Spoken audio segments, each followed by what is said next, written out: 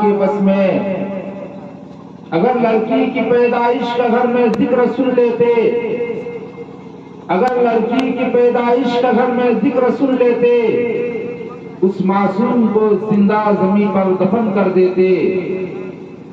غرض جو بھی برائی تھی وہ ان میں پائی جاتی تھی، غرض جو بھی برائی تھی وہ ان میں پائی جاتی تھی، نہ تھی آنکھوں میں شرم و حیا، گھر گھر بے حیائی تھی۔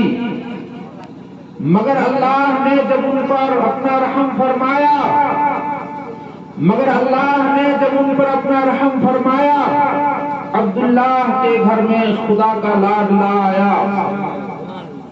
واجب الاحترام حاضرین مجلس،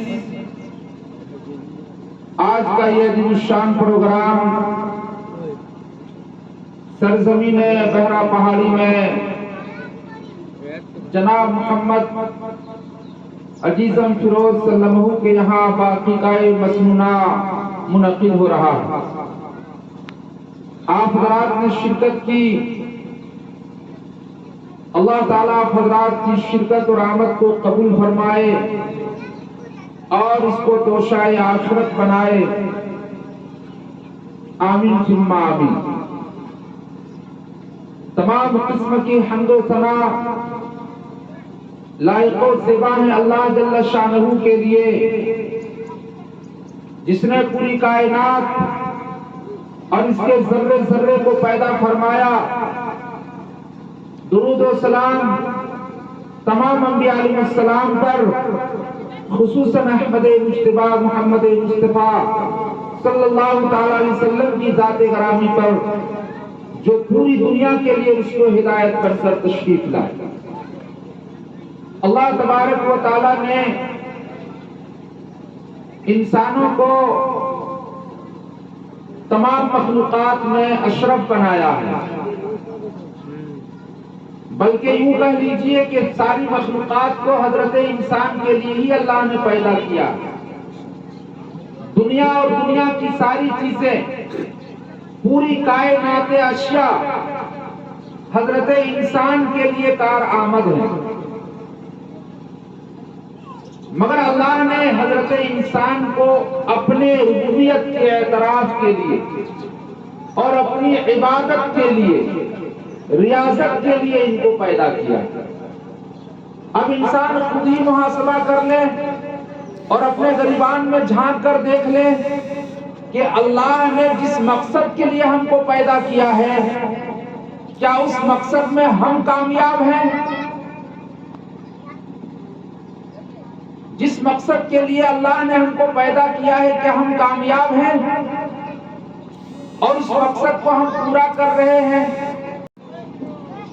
اللہ نے جس چیز کے لیے پیدا کیا تھا اس چیز میں ہم مکمل نہیں اتر رہے ہیں، بلکہ ہم تو ان چیزوں کے پیچھے صبح و شام رات دن لگے ہوئے ہیں جو چیزیں اللہ نے ہمارے لیے پیدا کی تھی۔ آج انسان اتنا گر چکا ہے کہ اسباب نفع و ضرر کو انسان نے اپنا معبود بنا لیا، اور صبح و شام کی زندگی اسی کو پانے کے لیے ہے، اسی کی کوشش میں، اسی کو پانے کے لیے، اسی کو حاصل کرنے کے لیے اپنی اس قیمتی زندگی کو انسان برباد کر رہا۔ جسے دیکھو تو وہ اس فکر میں ہے کہ ہماری کمائی زیادہ ہو جائے، جسے دیکھو وہ اس فکر میں ہے کہ کل کے مقابلے میں آج ہماری آمدنی زیادہ ہو جائے، جسے دیکھو تو وہ اس فکر میں ہے کہ کل کے مقابلے میں دنیا کی زندگی ہماری اچھی ہو جائے۔ اگر یہ فکر ہوتی کہ کل کے مقابلے میں آخرت کی زندگی ہماری اچھی ہو جائے، اس کی تیاری کل سے کہیں زیادہ آج ہے، تو پھر تو یہ مبارک بادی کے قابل تھے، شاباشی کے قابل تھے کہ کل انہوں نے اگر ایک پارہ قرآن کریم کی تلاوت کی ہے تو آج 2 پارہ قرآن کریم کی تلاوت انہوں نے کی۔ کل اگر ایک حرام کام کو چھوڑا تھا تو آج اس نے تہیہ اور فیصلہ کیا ہے کہ 2 حرام کام کو آج چھوڑ دینا۔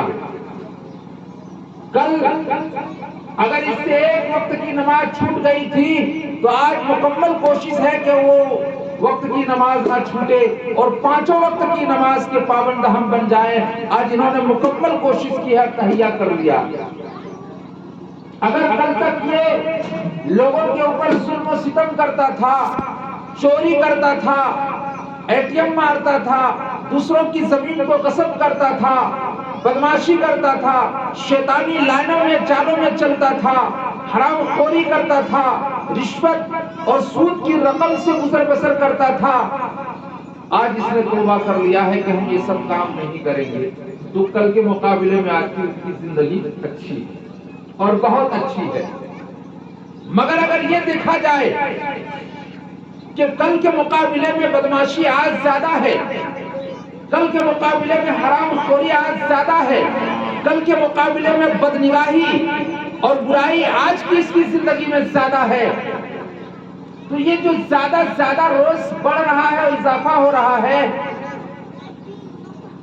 تو یہ لائن اور جس ٹرین پہ یہ جا رہا ہے یہ ڈائریکٹ جہنم کی پٹری پر جا کر کھڑی ہوگی. اور اگر آپ اس ٹرین پر سفر کر رہے ہیں جس میں تمام حرام کاموں سے کلی طور پر اجتناب ہے، اب بالکل سیدھا اور سادگی زندگی ان کی زندگی میں ہے، نبی علیہ السلام کی سنت ہے، تو سمجھو اس ٹرین پر یہ سوار ہے تو یہ ٹرین سیدھے جا کر جنت اور جنت کے اعلیٰ مقام جنت الفردوس کی پلیٹ فارم پر جا کر کھڑی ہوگی. یہ زندگی ان کی اچھی ہے. یہ سب اپنے اوپر ہے، کسی مولانا اور مفتی اور قاری اور امام اور حافظ اور فقیہ سے سمجھنے کی ضرورت نہیں. یہ خود آپ اپنے گریبان میں جھانک کر کے اور آپ فیصلہ کر سکتے ہیں من کمران یا صبح سے شام ہم نے کیا کیا ہے اور صبح سے شام تک ہم کو کیا کرنا چاہیے تھا. اللہ کے رسول صلی اللہ علیہ وسلم نے ایک موقع پر فرمایا، میں نشاندہی اس لیے کر رہا ہوں، وقت زیادہ نہیں ہے، کہ جس چیز کے پیچھے ہم لگ کر کے اپنی زندگی کو برباد کرتے ہیں، اسی کے ہر انسان ایک دوسرے کی خدمت خلق کے پیچھے چلا. بہت اچھی بات ہے. ہمارے پاس وسائل نہیں کہ پوری دنیا کی خدمت کریں، ہمارے پاس اتنے ہی وسائل ہے کہ ہم بیوی کی خدمت کریں اور اپنے بال بچوں کی خدمت کریں. مگر اس کا یہ مطلب نہیں ہے کہ اس خدمت میں ہم اتنا منہمک اور مصروف ہو جائیں کہ نماز چھوٹ جائے، اس کے پیچھے ہم اتنا مشغول ہو جائیں کہ حلال حرام کی تمیز نہ ہو، اس کے پیچھے ہم اتنا مشغول ہو جائیں کہ قرآن کی تلاوت نصیب نہ ہو، ان کے پیچھے ہم اتنا مشغول ہو جائیں کہ اوروں کے حقوق کو بالائے طاق رکھ کر صرف بیوی اور بچوں ہی کے حقوق کے پیچھے اپنے دن رات کو بیکار کر دیں. اللہ کے رسول کی ایک حدیث ہے، بیوی جہاں نعمت ہے، اولاد جہاں نعمت ہے، وہی وبال جان بھی ہے. اللہ کے رسول صلی اللہ علیہ وسلم نے ایک دعا پڑھی اور فرمایا کہ یہ دعا تم مانگا کرو اللہ سے. فرمایا اللہم انی اعوذ بک من امراۃ تصیبنی قبل المشیب واعوذ بک من ولد یکون علی وبالا. اس حدیث میں اللہ کے رسول صلی اللہ علیہ وسلم نے فرمایا کہ دعا مانگو، اے اللہ میں پناہ چاہتا ہوں اپنی ایسی بیوی سے جو وقت سے پہلے مجھے بڑھا کر دے، وقت سے پہلے مجھے بڑھا کر دے. اے اللہ میں اپنی بیوی سے پناہ چاہتا ہوں، ایسی بیوی سے جو وقت سے پہلے مجھے بڑھا کر دے. تصیبنی قبل المشیب.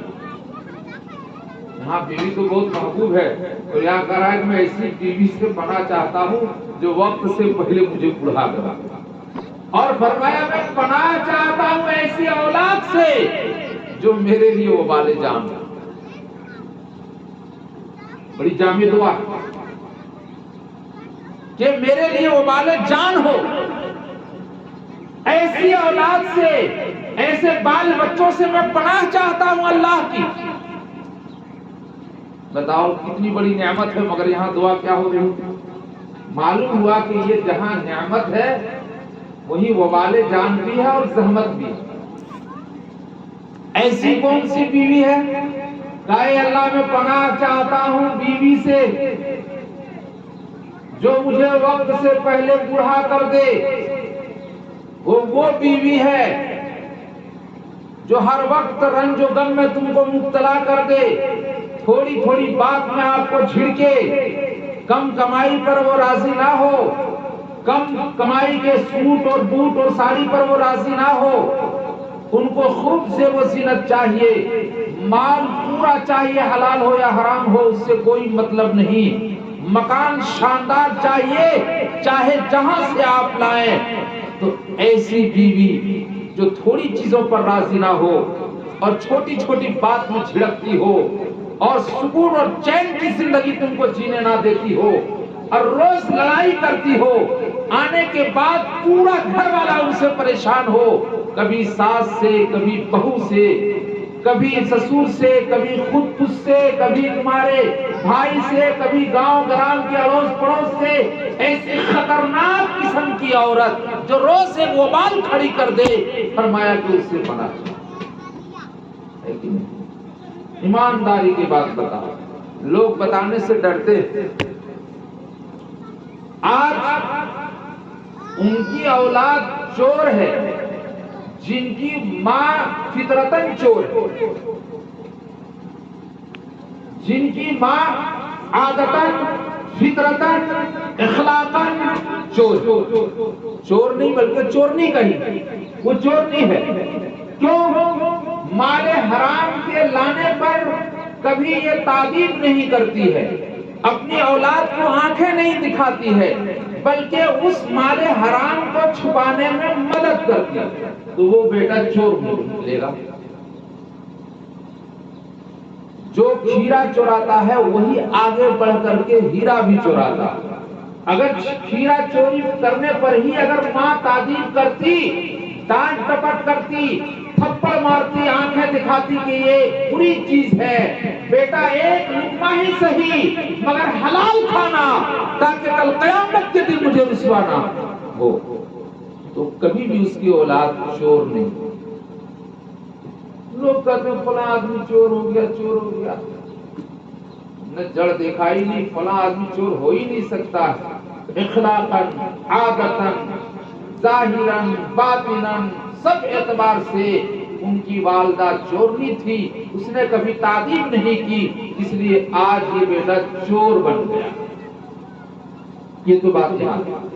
تو ایسی اولاد سے پناہ مانگی گئی ہے، فرمایا کہ وہ وبال جان ہے دنیا کی زندگی میں بھی اور آخرت کی زندگی میں بھی، آخرت کی زندگی میں بھی۔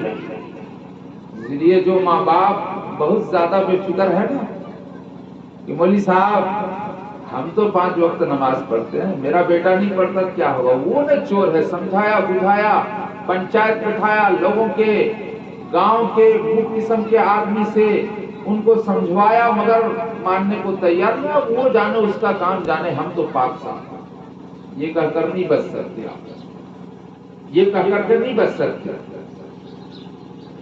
تربیت اسی لیے کہا جاتا ہے کہ شروع سے تربیت، ورنہ حدیث مبارکہ میں جہاں یہ بات لکھی گئی کہ 7 سال کے بچے کو نماز پڑھنے کا حکم کرو، 7 سال کا بچہ تو یہاں استنجا کرنے کے بعد پانی بھی نہیں لیتا، 7 سال کے بچہ تو ٹھیک سے نہانے بھی نہیں جانتا، 7 سال کے بچہ کو کیا پتا اس کے پاکی اور ناپاکی کیا چیز ہے، اس کو کچھ بھی پتا نہیں، مگر حدیث مبارکہ میں یہ بات کہی گئی کہ نماز پڑھنے کا حکم کرو۔ معلوم ہوا کہ اس کی نماز کی قبولیت اور ناقبولیت سے کوئی یہاں یہ نہیں، نماز پڑھنے کا حکم یہ کرو تاکہ جوان ہونے تک نماز پڑھنے کے عادی بن جائے، عادت لگ جائے۔ اس لیے کہا گیا کہ جب 10 سال کی ہو تو نہ پڑھنے پر اب مارو پیٹو، اس لیے کہ جب 7 سال میں یہ حکم تھا اور 10 سال تک بھی یہ عادت نہ بن پڑی تو اب بغیر مار پیٹ کی نہیں ہوگی، ان کے اندر شرارت پڑ گئی ہے، اس شرارت کو ختم کرنے کے لیے اب تعدیب کرو، مار پیٹ کرو، ڈانٹ ٹپٹ کرو اور نماز پڑھواؤ۔ مگر لوگ سمجھتا ہے صرف دین کی بات سے اپنی اولاد کو واقف کرا دینا یہی ہمارا فریضہ تھا اور مکمل اب چھٹی ہوگی، چھٹی نہیں ہوئی۔ کل قیامت کے دن جب اللہ کی عدالت لگے گی اور حساب و کتاب شروع ہوگا، اس وقت یہ اولاد تمہارے غریبان کو پکڑ لے گی اور یہی کہے کہ الہ العالمین، دنیا کی تعلیم تو اس نے دی تھی، دنیا کی تعلیم کی فضیلت کو بتایا تھا اور دنیا کی ترقی کی راہ تو انہیں مجھ کو دکھایا تھا، دین کیا ہے اس کے بارے میں کبھی کوئی چرچا نہیں ہوا ہے، نہ دینی درسگاہوں میں مجھے پڑھانے کی کوشش کی، نہ مجھے پڑھایا۔ یہ میں نہیں جانتا دین اسلام کیا تھا، قرآن کیا تھا، ایک دوسرے کے حقوق کیا ہے، تو میرے ماں باپ نے میرے حق تلفی کی ہے، تو وہاں یہ غریبان پکڑ کر کے باپ سے پوچھے گا، بتاؤ دنیا کی ساری چیزوں کے بارے میں مجھے بتایا تھا مگر دین کے بارے میں کیوں نہیں بتایا تھا؟ تم نے دنیاوی زندگی میں میرے پراپرٹی کے بارے میں سمجھا، بینک بیلنس کے بارے میں سمجھا، میری دکان اور مکان کے بارے میں تم نے فیصلہ کیا، میری اچھی زندگی کے بارے میں رات دن فکر کی، مگر یہ آخرت کی زندگی جو ہمیشہ رہنے والی ہے اس کے بارے میں تو کبھی چرچا تک بھی نہیں کرتا۔ اب بڑے سے بڑے دیندار آدمی کو دیکھیں آخری وقت میں جائیں کہ میاں سلام، ہم آئے ہیں، خیریت سے ہیں، وہ بالکل دبی آواز میں کہیں گے کہ ہاں اب کیا خیریت، اب تو ہم جا رہے ہیں، اب خیریت کہاں، بس دعا میں یاد رکھنا۔ نہ اپنے بیٹوں کو ہاں سب کو میں نے سمجھا دیا ہے، کہاں کہاں مال تھا اسے بتا دیا ہے، آپس میں یہ لوگ رہیں گے، وہ دکان کو تقسیم کر لیں گے، مکان کو تقسیم کر لیں گے، زمین کے بارے میں تھوڑا سا ہے، گاؤں گھر کے لوگوں کو کہہ دیا، اب میں چلا، مگر کبھی نہیں کہا بیٹا اب میں جا رہا ہوں، میرے جانے کے بعد دین پر قائم رہنا، میں جا رہا ہوں، میرے جانے کے بعد تم لوگ بے دین مت بن جانا، شراب مت پینا، چوری مت کرنا، جوا مت کھیلنا، اپنے کسی کو بھی گالی مت دینا، حلال مال استعمال کرنا، حرام مال مت کھانا، نماز کا اہتمام کرنا، اگر صاحب استطاعت ہو تو حج بھی کرنا، صاحب نصاب ہو زکات بھی ادا کرنا، وسعت ہو قربانی بھی کرنا۔ یہ سب نصیحت کوئی نہیں کرتا۔ قرآن کریم میں نقشہ کھینچا ہے، ام کنتم شہداء اذ حضر یعقوب الموت اذ قال لبنیہ ما تعبدون من بعدی قالوا نعبد الہک و الہ آبائک ابراہیم و اسماعیل اسحاق و الہ واحدا ونحن له مسلمون۔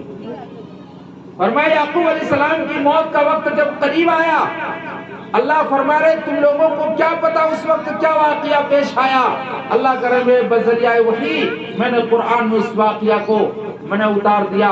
دیکھو جب یعقوب علیہ السلام کی موت کا وقت قریب آیا تو یعقوب علیہ السلام کے گھرانہ جو ہے یہ دیکھیے پیغمبر کا گھرانہ ہے، اوپر بھی نبی نیچے بھی نبی، سلسلہ نبیوں کا چل رہا ہے، کئی پیڑھیوں تک نبیوں کا سلسلہ ہے۔ اب باپ کو فکر ہے کہ بیٹا میرا اس دنیا سے چلے جانے کے بعد کہیں بے دین نہ ہو جائے، اسی دن پر ڈٹ کر رہے، اس لیے یعقوب علیہ السلام اپنے بیٹوں کو سب کو بلا کر کے وصیت کر رہے ہیں، ما تعبدون من بعدی، بتاؤ میرے بعد تم کس کی عبادت کرو۔ یہ نہیں کہا کہ میرے بعد کیا کھاؤ گے، کیا پیو گے، کیسے رہو گے، یہ نہیں فرمایا۔ فرمایا ما تعبدون من بعدی، بتاؤ میرے بعد تم کس کی عبادت کرو گے۔ پیغمبر کے گھر کی اولاد ہیں، وہ بیٹے بول پڑے، قالوا نعبد الہک و الہ آبائک، ہم آپ کے رب کی عبادت کریں گے، حضرت ابراہیم علیہ السلام کے رب کی عبادت کریں گے، آپ کے آبا و اجداد کے رب کی عبادت کریں گے، اسحاق اور اسماعیل کے رب کی عبادت کریں گے، یعقوب علیہ السلام کے رب کی عبادت کریں گے، کسی اور کو ہم معبود نہیں مانیں گے، صرف ایک اللہ کے سامنے ہم جھکیں گے اور اپنے سر کو جھکائیں گے۔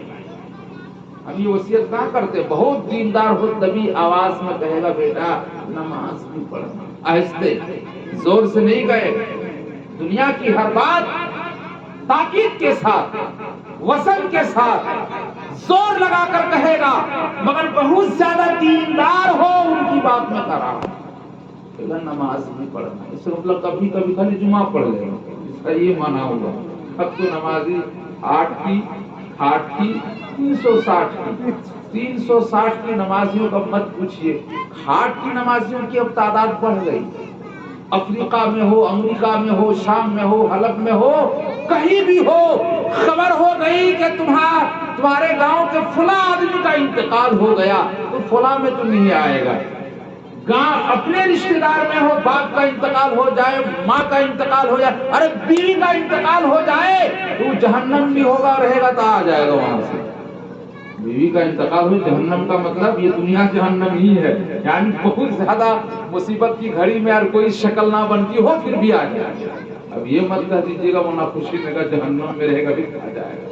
یہ دنیا جہنم ہی ہے. اس اعتبار سے میں نے کہا کہ مشکل گھڑی میں بھی ہوگا اور کوئی شکل بھی نہ پڑ رہی ہوگی پھر بھی وہ شکل پیدا کرے گا اور آ جائے گا. تو یہ 8 کی نماز ہے اور بغل ہی میں مسجد ہے. 5 وقت اذان ہوتی ہے، مؤذن صاحب اذان دیتے ہیں وقت پر، کوئی نہیں پہنچتا. ایک مسجد میں اذان ہوئی، باہر سے تبلیغی جماعت والے آئے ہوئے تھے تو اس میں ایک مانجھے ہوئے پرانے قسم کے آدمی تھے. اس نے کہا کہ مؤذن صاحب اذان ہو گئی، لوگوں کو دیکھ نہیں رہا. کہا بس یہاں اسی طرح چلتا. 2-3 آدمی آئے پوری گاؤں کی طرف سے پڑھ دیتے ہیں. اچھا اذان 5 وقت تھا، 5 وقت. 5 منٹ کے بعد کا مؤذن صاحب ایک مرتبہ اور اذان دیجیے. تو اب دوسری اذان ہوئی تو سب پہنچ گئے. کہا جب ایک اذان ہوئی دوسری بار اذان کیوں دیا آپ نے؟ دماغ خراب ہے. کہا دماغ خراب نہیں، بزرگ آدمی آیا ہے، پتہ نہیں کوئی غلطی نظر ان کو آئی ہوگی، اس نے کہا دوبارہ اذان دو، اس لیے میں نے دے دیا. تو دیکھیے مؤذن صاحب کو ڈانٹنے کے لیے 2 بار اذان کو ہوگی یہ سمجھانے کے لیے اتنے سمجھدار قسم کے لوگ گاؤں گرام کے بستی میں رہتے ہیں، یہ سب پہنچ گئے مؤذن صاحب کو ڈانٹنے کے لیے. مگر پہلی بار جس نے جب اذان دی تو کوئی بھی نہیں پہنچے. تو ایسا ہی ہوا کہ پڑوسی کی گائے چلی گئی مسجد میں تو مؤذن صاحب نے 2-3 گھنٹہ لگا دیے. مالک نے جب دیکھا کہا مؤذن صاحب خبردار، ہم اتنے سمجھدار، یہ بے سمجھ ہے، یہ نمونیا دھن ہے، یعنی یہ جانور اتنا سمجھتا بوجھتا عقل سلیم ان کو نہیں ہے. ہم انسان سمجھدار، کبھی آپ نے ہم کو مسجد میں دیکھا ہے؟ یہ بیچاری نہ سمجھتی جو آ گئی اور اب مار رہے ہیں. تو یہ لوگ سب سمجھدار قسم کے لوگ ہیں مؤذن صاحب جو نہیں جا رہے. اور بعض بستیوں میں اب لوگ چلاک ہو گئے، بولا ہم لوگوں سے ہو گیا، اب تم لوگوں کو نماز پڑھنی پڑے گی. عورتوں کے نام کی مسجدیں بن گئی. بولا یہ لیڈیز مسجد ہے، یہ جینٹس مسجد ہے. اچھا اب لیڈیز لوگ جب شروع میں مسجد بنی تو مت دیکھیے وہ نقاب اور وہ پردہ ایک دم بالکل سب جا رہی ہے. کوئی مولوی کہے تو مارنے پیٹنے کے لیے تیار ہو جائے. اب عورتوں کے بیچ میں کون مولوی جائے گا منع کرنے کے لیے؟ اور اس کا مفتی فتویٰ دے چکا ہے کہ عورتوں کے لیے بھی نماز مسجد میں. تو اب دیوبندی مولوی سب میں جھگڑا کون پیدا کرے؟ نہیں پڑھنے سے بھلا پڑھ تو رہی ہے، پڑھنے دو بابا. کیوں یہ مصیبت لے؟ گھر میں تو بیٹھی رہتی تھی، چلو اسی بہانے سوٹ شلوار تو ان کو نیا مل گیا، اب اس کو پڑھنے دو. نقاب پہلے نہیں لگاتی تھی، اب نقاب تو اتر آئی، اب دیکھنے میں بھی ٹھیک ٹھاک بے ڈھنگا پہلے رہتی تھی، اب سلیقے سے رہنے لگی. نماز کے بہانے اچھی بات ہے، پڑھنے دو، عادت ہو جائے گی پھر گھر میں پڑھے گی. مگر وہ خاتون سب بھی تو چلاکی نکلی. بولے اچھا آپ لوگ جمعہ اور ہم لوگ 5 وقت، ہم لوگ کو بھی چھٹی رہے گی، جمعہ ہی کے دن ہم لوگ بھی پہنچے. دونوں مسجد خالی، لیڈیز کی بھی مسجد خالی اور جینٹس کی بھی مسجد خالی. کہا مرد لوگ تم لوگ اتنا ہوشیار، خالی جمعہ حاضری اور ہم لوگ 5 وقت نماز نہیں، ہم لوگ بھی جمعہ کو حاضری لگائیں. اب دونوں مسجد خالی ہو گئی اور جمعہ حاضری لگتی. یہ تو ہے نماز کا. کچھ لوگ ہیں جو فرصت ملے گی تب نماز پڑھیں. یہ وقت فرصت والے لوگ جو ہیں، یعنی کام کر رہے تو چھوڑو، فرصت ملے گی تو اب تو بالکل اطمینان، تمام کام سے بالکل فارغ ہے تب وہ نماز پڑھیں گے. تو تمام کام سے فراغت کو مرنے کے بعد ملے گی تو وہی پڑھنا قبرستان. دنیا کی زندگی میں تو فراغت ملے گی نہیں. یا تو بالکل جب آپ پوتا پوتی والے ہو جائیں گے اور تمام کام آپ کے بیٹے لوگ سنبھال لیں گے، تب آپ کو فرصت ملے گی۔ تو یہ فرصت وقت والی نماز جو ہے، جب وقت فرصت ملے گی تب پڑھیں گے۔ بتائیے اس میں کیا ثواب ملے گا؟ اس لیے یہ بات یاد رکھیں، عمل کا زمانہ جوانی کا ہے، یہ جوانی عمل کا زمانہ ہے، اور ادھیر عمر یہ ٹینشن کا زمانہ ہے۔ ارے بڑھاپا تو پینشن کا زمانہ ہے۔ جب جوانی میں کام کیا ہی نہیں تو اللہ کے یہاں کچھ ملنے والا ہے۔ فراغت کے بعد نماز پڑھیں، سب کام سنبھال لے گا، سب مکان دکان سے فارغ ہو گئے، آنکھ نے جواب دے دیا، کان نے جواب دے دیا، جسم کے ہر اعضاء نے جواب دے دیا، تو اب یہ مسجد کے کونے میں گوشہ نشین ہو گئی۔ اب 5 وقت کی نماز، وہ بھی نماز ایسی کہ 5 وقت امام کی حاضری پڑے کڑی انداز میں۔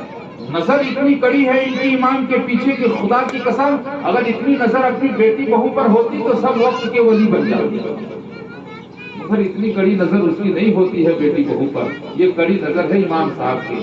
تو یہ لوگ نماز پڑھنے نہیں جاتے، امام کے پیچھے پڑھنے جاتے۔ حقیقت یہ ہے کہ نماز پڑھا کر امام صاحب کہاں گئے، کہاں سوئے، کہاں بیٹھے، کہاں اٹھے، کس گلی میں گئے، کس کے یہاں چائے نوشی کی، تو یہ نماز پڑھنے نہیں گئے تھے، امام کی حاضری لینے گئے تھے، امام کے پیچھے پڑھنے گئے۔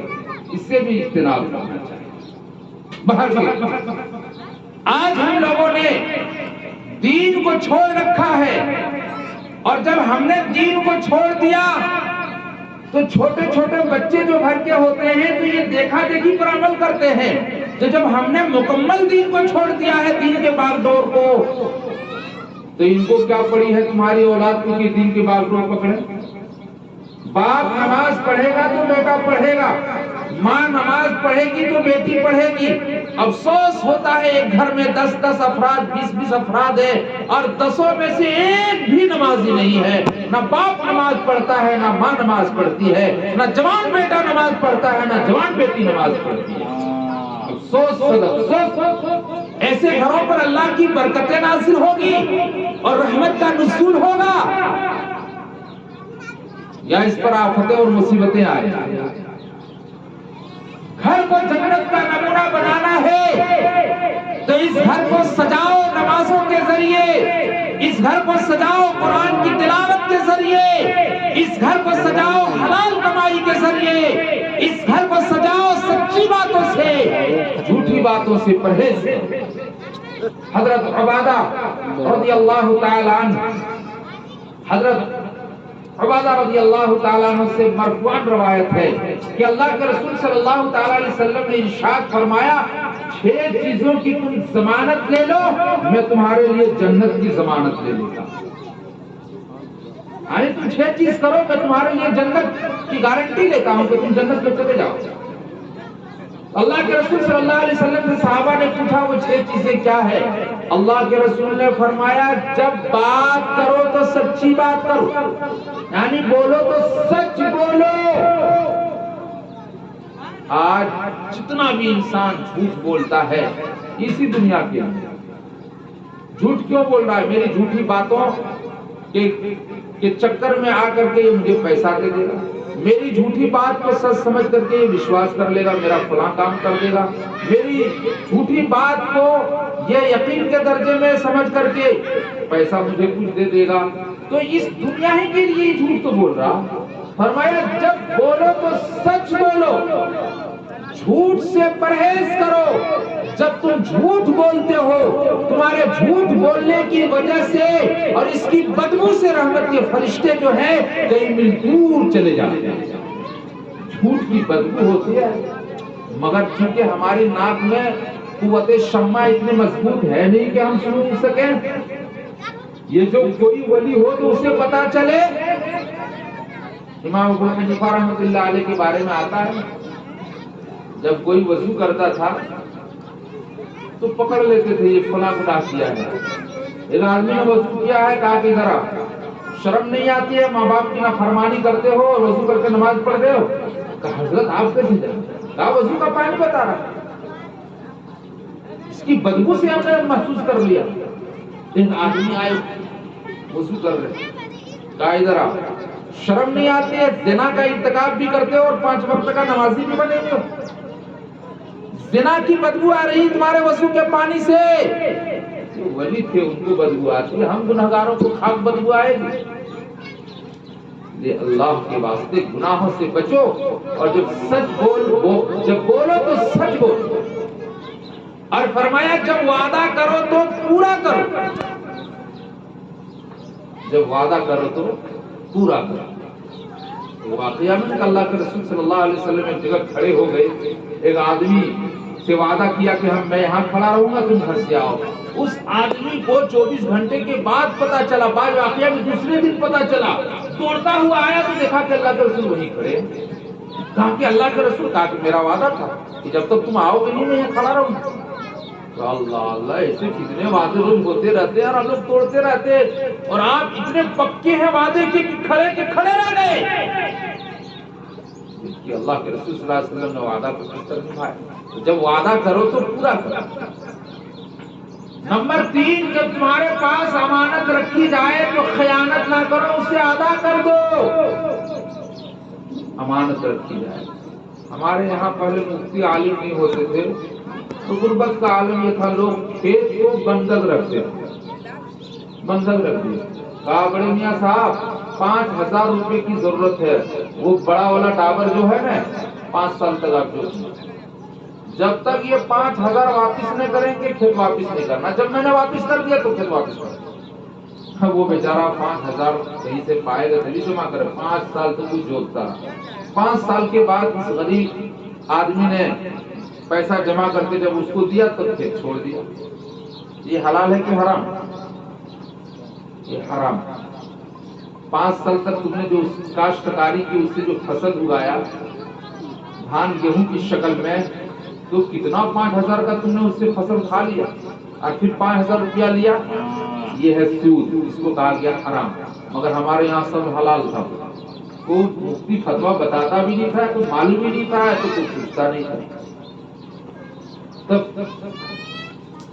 کوئی چیز کسی کے یہاں بندک رکھ دی، موٹر سائیکل، اب وہ خود جوت رہا ہے کہ 5000 روپیہ لیا، جب تک 5000 دے گا نہیں تب تک ہم پنچر کر دیں گے ان کی گاڑی۔ اب وہ بیچارہ پریشان ہے، روز دیکھ رہا ہے کہ 2 جگہ، ایک سواری کی جگہ 2 تو ٹھیک ہے، 3 جب دیکھتے ہیں تو آنکھ سے آنسو آ جاتا ہے، مگر کیا کرے، پیسہ لے رکھا۔ تو معلوم نہیں ہوگا امانت میں رکھی ہوئی چیز میں اس کو استعمال کرنا خیانت، امانت کی چیز کو استعمال کرنا خیانت ہے۔ جب تک مالک اجازت نہ دے دے تو مالک نے تم کو بندک رکھا ہے، بندک میں رکھی ہوئی چیز امانت ہے، اور امانت میں خیانت کرنا حرام ہے۔ اگر زیورات اور کنگن اور ہنسلی اور پائل اگر رکھ دے تو اس پائل اور ہنسلی اور کنگن کو خیر نہیں ہے جب شادی کے تقریبات ہو، کبھی ادھر پہن کے جا رہی، کبھی ادھر پہن کے جا رہی ہے، اس لیے کہ ان کے پاس کسی اور نے بندک رکھا ہے۔ یاد رکھیں، کسی نے آپ کے پاس کوئی چیز بندک رکھی ہے تو اس چیز کو پہن کر کے شادی کے تقریبات میں جانا یہ حرام۔ بندک رکھی ہوئی چیز کو آپ استعمال نہیں کر سکتے۔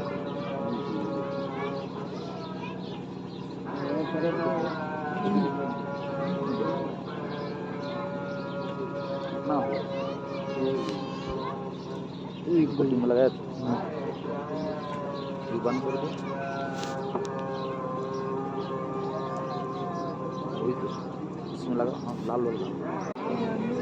کسی نے، ہم لوگ سمجھتے ہیں امانت صرف یہ ہے کہ کوئی پیسہ دیا اس کو بڑھیا سے رکھ دو، یہ امانت، صرف وہی امانت نہیں۔ 3 لوگوں میں بات ہوئی راز کی، کسی ایک نے جا کے فاش کر دیا، اس راز میں خیانت گناہ ہے، حرام۔ تو امانت میں خیانت نہ کرو، یہ تیسری چیز۔ چوتھی چیز یہ ہے کہ اپنی شرمگاہ کی حفاظت کرو۔ اپنی شرمگاہ کی حفاظت کرو کا مطلب یہ ہے کہ بے شرم مت بن جاؤ، زناکار مت بن جاؤ۔ آج حیا نام کی کوئی چیز انسانوں میں ہے ہی نہیں۔ پہلے کہا جاتا کامل ایمان کامل الحیا، कामिलुल हया वही इंसान कहलाता है, कामिलुल ईमान वही इंसान कहलाता है जो कामिलुल हया हो, यानी हयादार हो। हम लोग ये समझते हैं हया सिर्फ औरतों के लिए है, मर्दों के लिए तो है ही नहीं। तकरीर हम लोग करते हैं हया के पैकर होनी चाहिए औरतों को, हया उनके अंदर हो, बेशरम बेहया ना हो, बाहया बाशरम हो। ये तो हमने सब औरत को दे रखा है कि सबसे बड़ा जेवर औरत के लिए हया। इस जेवर के चक्कर में औरतें पड़ती है, बड़ा सबसे बड़ा जेवर औरतों के लिए हया है। तो सिर्फ हया औरत के लिए है, मर्द के लिए नहीं है। हया औरत के लिए है, मर्दों के लिए नहीं। अरे हया नमाज देखिए, अल्लाह के रसूल सल्लल्लाहु अलैहि वसल्लम के जमाने में 9 मस्जिदें थी, मगर किसी मस्जिद में औरतें नमाज नहीं पढ़ने जाती थी, सिर्फ मस्जिद नबवी में आती थी। वो हुजूर की ज़ियारत करना मकसूद था, दीन की बात सीखना मकसूद। वो भी सारी औरतें नहीं आती थी, अज़वाज मुतहहरात सब नहीं आती।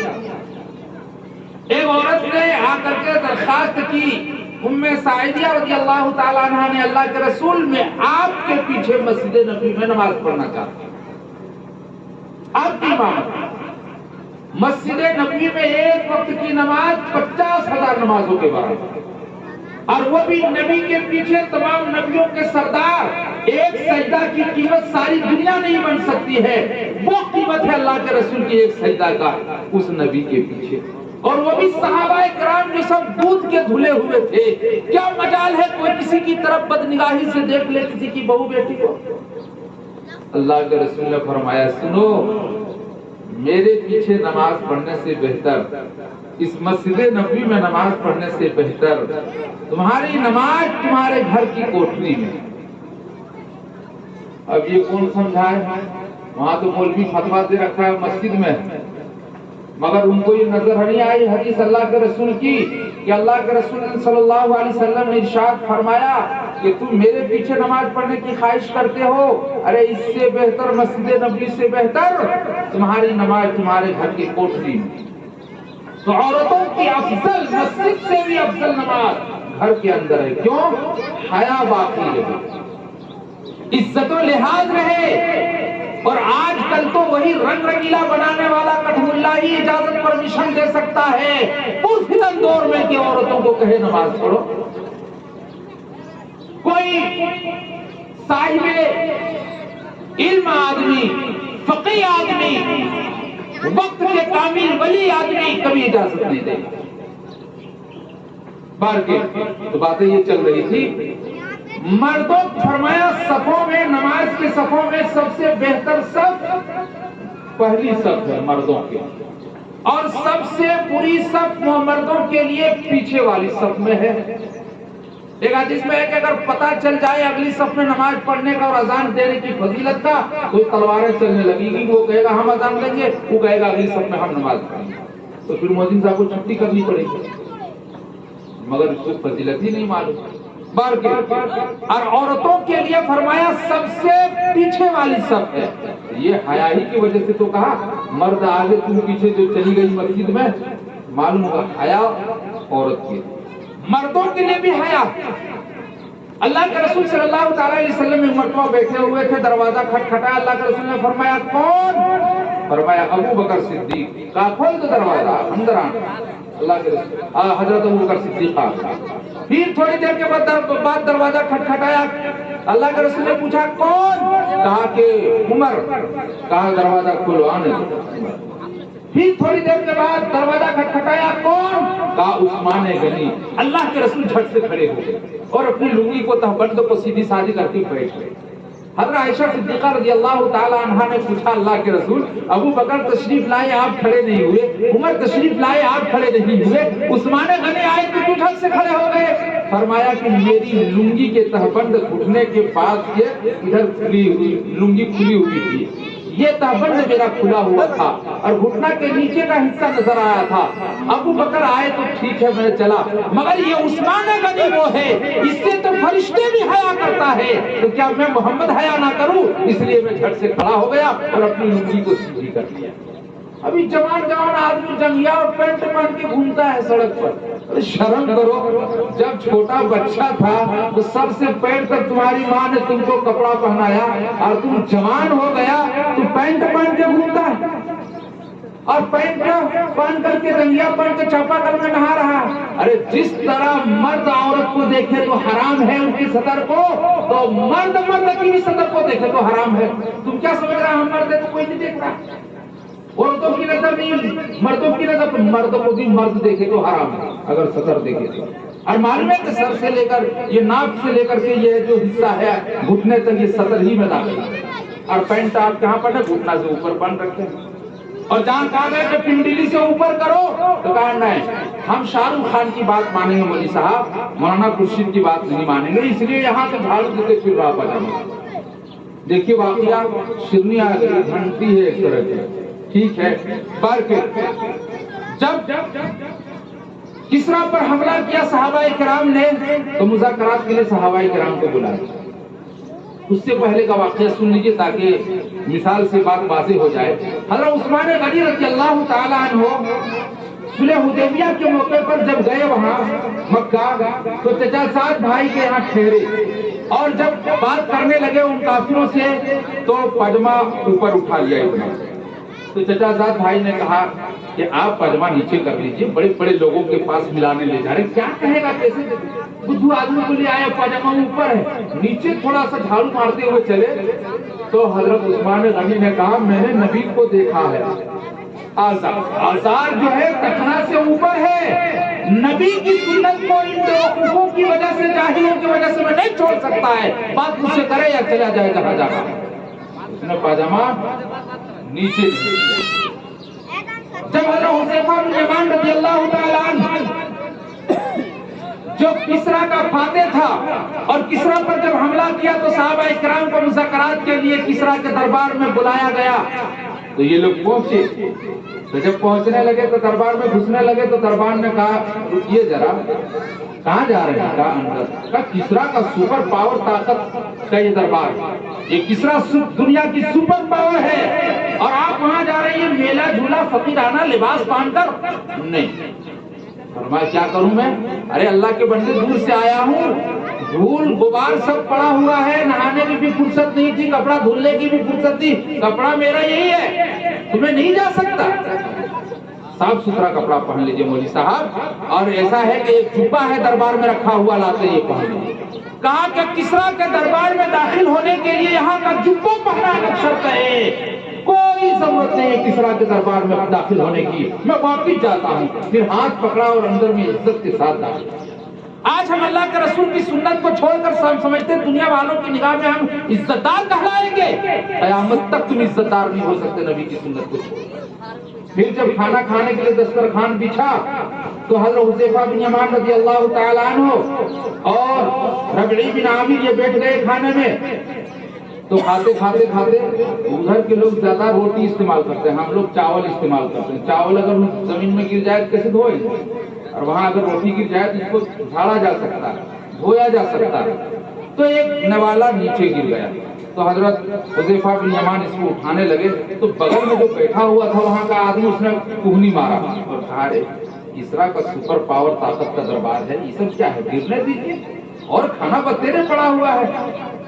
کیا کہیں گے لوگ, کہیں گے کہاں کا بیوقوف یہ لوگ.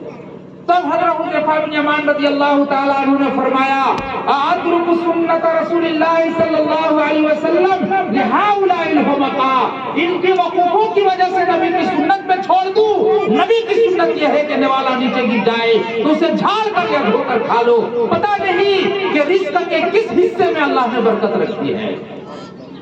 تاریخی جملہ ہے. اور آج آپ سمجھتے ہیں کہ نبی کی سنت کو چھوڑ کر ہم کو کامیابی مل جائے گی, قیامت تک تم کامیاب نہیں ہو سکتے ہو. اس لیے نبی کی سنت کو اپناؤ. وقت چونکہ زیادہ ہو گیا ورنہ باتیں آتی.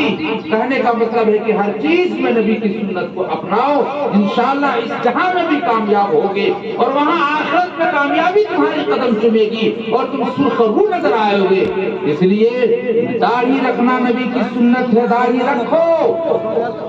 نماز تو فرض ہے, اسے پڑھنا ہی پڑے گا, جب مرو گے تب چھٹی ملے ملے گی. آپ لوگوں کو معلوم ہے نہ مرنے کے بعد نماز نہیں پڑھنا پڑے گا، نہ اذان دینا پڑے گا، نہ نماز پڑھنی پڑے گی، نہ مسجد بنانا پڑے گا، نہ حج کرنا پڑے گا، کچھ نہیں، سب چھوٹی. وہاں تو داڑھی بھی نہیں رکھنا پڑے گا، داڑھی وہاں کو کوئی ضرورت نہیں. وہاں کچھ نہیں کرنا پڑے گا، صرف کھاؤ پیو رہو. جنت میں جس طرح چاہو رہو، سب نماز یہاں. اس لیے ہمارے استاد کہتے تھے کوئی بنگالی جنت میں نہیں جائے گا. بولے حضرت یہ آپ کیسے کہہ دیا؟ آپ بیوقوف کہیں کر، تم لوگ دارالدیوبند میں آتے ہو تو سب سے پہلے کھوجتے ہو مسجد کہاں ہے، امامت کھوجتے ہو تاکہ مرغ پلاؤ بریانی ملتی رہے اور ہم یہاں پڑھتے رہیں. تو جنت میں تو مسجد ہوگی نہیں تو تم لوگ تو جاؤ گے نہیں. تو پھر ہنسنے لگتے، یعنی ان سے مذاق کرتے. تو کہنے کا مطلب ہے وہاں آخرت میں نماز نہیں پڑھنی پڑے گی، وضو نہیں کرنا پڑے گا، وہاں کچھ نہیں کرنا پڑے گا، جو کچھ ہے یہی کرنا پڑے گا. ارے کھیتی جب کاٹنے کا وقت آتا ہے اس وقت کھیتی لوگ تھوڑے کرتا ہے، کاٹتا ہے یا کاٹے ہوئے میں سے کھاتا ہے. تو جو کچھ کرنا ہے دنیا آخرت کی کھیتی ہے، یہاں کر لو پھر وہاں مزے سے رہو. اس لیے یہاں حلال حرام میں تمیز کرو، سچ جھوٹ میں تمیز کرو، اچھی بری چیزوں میں تمیز کرو اور مسلمان بن کے زندگی گزارو. قرآن کریم کی آیت ہے تم اس طرح رہو، زندگی گزارو کہ اللہ کے رسول کی سنت پر گزارو، اور موت اس حالت میں آئے کہ تم مسلمان ہو. یا ایھا الذین آمنوا اتقوا اللہ، اللہ سے ڈرو حق تقاتی، جیسا کہ اس سے ڈرنے کا حق ہے. ولا تموتن الا وانتم مسلمون، اور تم مرو تو مسلمان ہو کر مرو. یہاں تو اتنا حرام خوری چلتی ہے، جتنا بیمان اور شیطان قسم کا آدمی ہے، اگر مرے گا کل تو مکمل حرام کا لقمہ چاہیے اس کو آج. فیصلہ کرنے والا چودھری زمین کے نام پر، اس کے نام پر پردھانی مل گیا تو پوچھئے مت، سب جگہ اس کی پرتی اور گچ اور سب باپ کی ہو گئی. یاد رکھنا حساب بہت تگڑا دینا پڑے گا تم کو. حرام خور لوگ قسم کے آدمی کل مرے گا، آج حرام خوری کا مکمل حق ادا کرے گا. اور جو اچھے صاحب ایمان ہے تو کل مرے گا تو فجر کی نماز پڑھ کے مرے گا، ظہر کی نماز پڑھ کے مرے گا، عصر کی نماز پڑھ کے مرے گا، حلال لقمہ کھا کے مرے گا. حرام کھانے والا حرام لقمہ ہی کھا کر مرے گا. اللہ ہم سب کی حفاظت فرمائے، آمین یا رب العالمین. آئیے مختصر سی دعا کر لیجیے. اللہم صلی علی محمد النبی الامی وعلی آلہ وسلم تسلیما. اللہ لا الہ الا هو